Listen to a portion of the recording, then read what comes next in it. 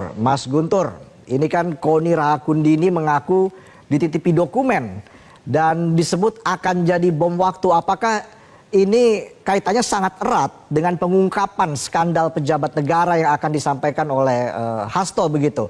Memang beberapa dokumen yang asli, yang otentik itu dititipkan oleh Sekjen PDI Perjuangan kepada Ibu Koni Bakri ke Rusia dan itu sudah dinotariskan karena belajar dari pengalaman bagaimana penyidik KPK Rosa itu memeriksa saksi yang bernama Kusnadi tanpa surat pemeriksaan penyidikan sampai menyita HP, menyita buku partai, sehingga waktu itu sudah Mas Hasto sadar bahwa akan ada upaya-upaya untuk melakukan kriminalisasi, melakukan pemberhangusan terhadap dokumen-dokumen, sehingga dititipkan dokumen itu kepada Ibu Koni ke Rusia yang akan membongkar skandal kasus-kasus korupsi yang melibatkan petinggi-petinggi negara, baik yang masih menjabat atau yang sudah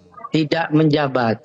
Nah, terkait video itu juga ada video soal kriminalisasi terhadap Anies Baswedan dengan segala upayanya dan juga dengan bukti-buktinya, dan juga ada kasus petinggi dari penegak hukum yang disalahgunakan untuk menyelesaikan masalah pribadi anak mantan penguasa.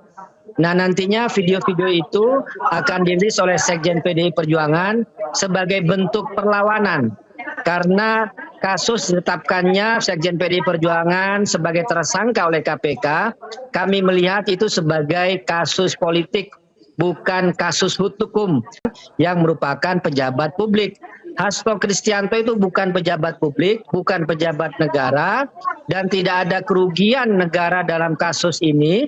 Dan kami selalu katakan, kalau Anda ngejar ke Harun Masiku, silakan kejar, tangkap Harun Masiku, tapi jangan mencoba-coba mengaitkan hal ini dengan Sekjen PDI Perjuangan, dengan Partai PDI Perjuangan, apalagi juga berdasarkan fakta pengadilan, putusan hukum yang berkekuatan tetap, ingkrah, putusan nomor 28 tanggal 15 Agustus tahun 2020 dalam amar putusan Majelis Hakim nomor halaman 160-161, di sana dinyatakan bahwa uang yang diserahkan kepada Wahyu Setiawan itu berasal dari Harun Masiku. Ini kalau kita kembali kepada fakta hukum yang ada di pengadilan. Jadi kami melihat inilah kasus politik kriminalisasi, sehingga Sekjen PDI Perjuangan melakukan perlawanan dengan akan merilis video-video yang memuat skandal-skandal kasus korupsi di negeri ini. Ada narasi yang dibangun PDIP soal dugaan adanya keterlibatan pengaruh Joko Widodo dalam penetapan tersangka Hasto Kristianto dan akan merilis video soal isu 3 periode Joko Widodo. Projo melihat ini seperti apa? Ya, itu tentunya hak ya. Mas Hasto, hak PDIP untuk melakukan pembelaan terhadap proses hukum yang sedang dialaminya di KPK terhadap kegiatan Projo untuk menolak 3 periode. Ya, jauh sebelum itu bahkan Projo itu 2019 sudah menolak 3 periode. Projo itu bersama relawan lain melakukan musrah. Ya, 2022 akhir, ya kalau nggak salah Oktober, Pak Joko itu membuka musyawarah rakyat untuk mencari pelanjut Jokowi. Ya, tadi Mas Guntur juga udah mengasih clue-clue. Ya, silakan saja bantu penegak hukum, bantu KPK, berikan bukti-bukti supaya itu semua terungkap. Kita sepakat untuk itu. Tapi untuk hal yang mengada-ngada seperti tadi 3 periode tadi, itu menurut kami mengada-ngada. Ingin tanya tanggapan Anda, Mas Guntur, soal isu 3 periode Joko Widodo ini kenapa dianggap sangat penting dan krusial dan akan dirilis videonya oleh Hasto Kristianto? Bahwa di sini tidak ada terkait soal Projo di sini. Itu pertama. Yang kedua, permintaan 3 periode itu disampaikan secara resmi kepada partai dan itu sudah ditanggapi oleh Ketua Umum Ibu Megawati Soekarno Putri terkait penolakan secara resmi hal tersebut. Kemudian kalau kita bicara soal wacana 3 periode, itu kan juga disampaikan oleh orang-orang terdekat Jokowi waktu itu. Misalnya siapa? Bahlil. Misalnya siapa? Muhaimin Iskandar. Misalnya siapa lagi? Airlangga Hartarto. Misalnya siapa lagi? Luhut Binsar Panjaitan. Jadi itu adalah orang-orang lingkaran Jokowi yang mewacanakan 3 periode. Saya tidak mau menyebut Projo. Projo tidak ada konteksnya di sini. Termasuk juga adalah Bahlil. Jadi kita melihat, masyarakat juga melihat bagaimana Pak Jokowi itu menggunakan 2 peran di sini. Melalui orang dekatnya yang lain mewacanakan 3 periode, mulai orang dekatnya yang lain juga menolak 3 periode. Tetapi kami bisa sampaikan permintaan 3 periode itu sampai kepada Ibu Ketua Umum kami. Dan ini sudah dinyatakan oleh Mas Hasto. Pernyataan juga itu sudah dinotariskan oleh Mas Hasto bahwa selama ini banyak sekali intimidasi terhadap beliau terkait ucapan-ucapan yang kritis terhadap Mas Hasto. Jadi begitu Mas, soal wacana 3 periode. Dan nantinya itu juga masuk dalam video yang akan dirilis oleh Sekjen PDI Perjuangan.